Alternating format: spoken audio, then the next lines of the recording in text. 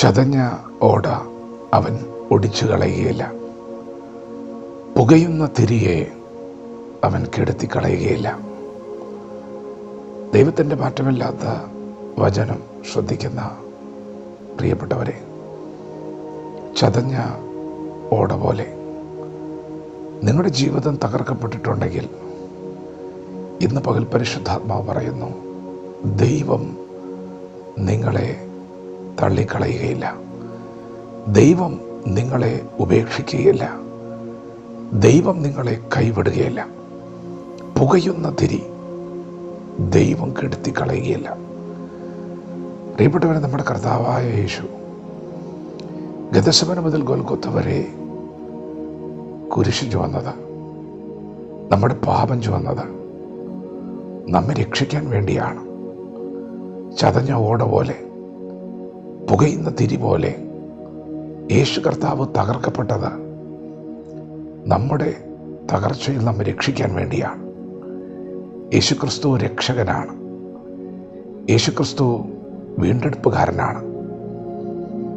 അവൻ കഷ്ടപ്പെട്ടത് നമുക്ക് നന്മ നൽകാൻ വേണ്ടിയാണ്. നാം ഓരോരുത്തരും അനുഗ്രഹിക്കപ്പെടാൻ വേണ്ടിയാണ്.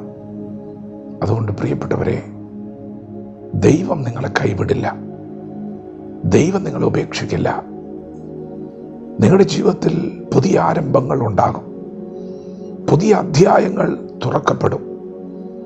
അതെ, അവൻ ഭൂമിയിൽ ന്യായം സ്ഥാപിക്കുന്ന ദൈവമാണ്. തളരുകയില്ല, അധൈര്യപ്പെടുകയില്ല.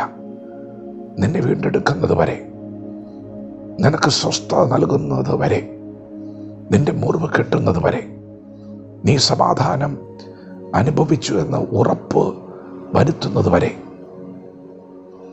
അവൻ നിനക്ക് വേണ്ടി പ്രവർത്തിച്ചു കൊണ്ടിരിക്കും. തളരാതെ പ്രവർത്തിക്കും. നിങ്ങൾ ഒരു പക്ഷേ ഇന്ന് പകൽ തളർന്നിട്ടുണ്ടാകാം. എന്നാൽ യേശു ഒരിക്കലും തളരുകയില്ല. ഭൂമിയുടെ അറുതികളൊക്കെയും സൃഷ്ടിച്ച ദൈവം ക്ഷീണിക്കാത്ത ദൈവമാണ്. നിന്നെ താങ്ങുന്ന കരം ക്ഷീണിക്കാത്ത കരമാണ്. പ്രിയപ്പെട്ടവരെ, ദൈവം നിങ്ങളെ തള്ളിക്കളയുകയില്ല. എത്ര ചതഞ്ഞെന്ന് ലോകം പറഞ്ഞാലും ദൈവം മുറിവ് കെട്ടും. ദൈവം നിന്നെ തോളിൽ വഹിക്കേണ്ടതാണെങ്കിൽ തോളിൽ വഹിക്കും. ദൈവം നിന്നെ നടത്തും. ദൈവം തൻ്റെ ന്യായം സ്ഥാപിക്കുവോളം അവൻ തളരുകയില്ല. ദൈവം നിങ്ങളുടെ കരത്തിൽ പിടിക്കുന്ന പകലാണ്.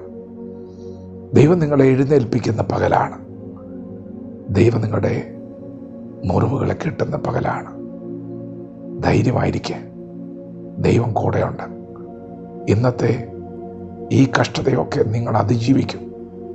ഭൂമിയിൽ ന്യായം സ്ഥാപിക്കുന്നൊരു ദൈവം, സ്ഥാപിക്കും വരെ തളരാത്തൊരു ദൈവം നിങ്ങളോട് കൂടെ ഉള്ളതുകൊണ്ട് നിൻ്റെ ജീവിതത്തിൽ, നിൻ്റെ കുടുംബത്തിൽ, നിൻ്റെ തലമുറയിലൊക്കെ ന്യായം സ്ഥാപിക്കുന്നവനാണ് ദൈവം. അതുകൊണ്ട് വിശ്വാസത്തോടെ വചനത്തോട് പ്രതികരിക്കാം. ദൈവം നമ്മെ ഓരോരുത്തരും ഈ പകൽ അനുഗ്രഹിക്കുമാറാകട്ടെ. ആമേൻ.